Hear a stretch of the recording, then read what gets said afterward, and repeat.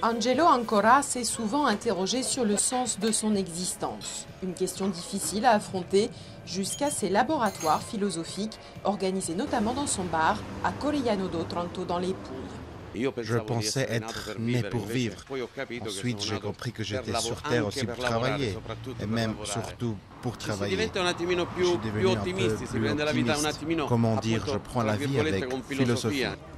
À Corigliano, une équipe de passionnés menée par la mère, elle-même professeure de philosophie, a décidé de remettre cette discipline au centre de la vie. Un retour aux sources de la Grèce antique et de ses célèbres philosophes et une véritable révolution pour ce village. Des consultations individuelles philosophiques sont proposées toutes les semaines. Les gens qui viennent consulter ont des questions relatives aux dynamiques relationnelles, affectives par exemple dans le cas des relations parents-enfants, ou bien amicales dans les groupes de jeunes, ou encore amoureuses dans le cas des couples.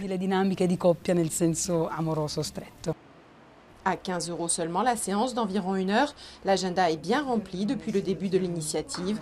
Des laboratoires sont aussi organisés dans les écoles et même dans les maternelles.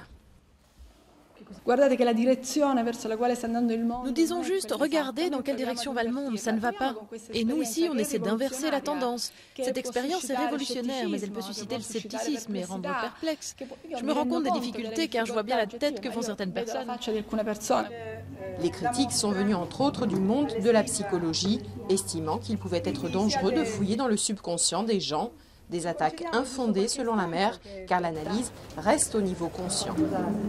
Je dirais qu'il faut réussir à dialoguer ensemble. Le temps actuel demande plus de collaboration. Pour rendre plus concrète la discipline, la mairie a mis en place un parcours philosophique dans le centre de la ville. Découverte de soi, des émotions, des réflexions, l'expérience a souvent bouleversé les participants.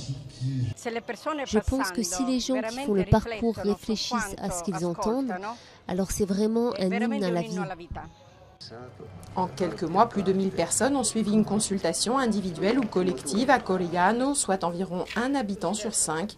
D'autres communes ont également fait part de leur intérêt. Avec les doutes suscités par la crise qui touche de plein fouet l'Italie, les candidats ne devraient pas manquer.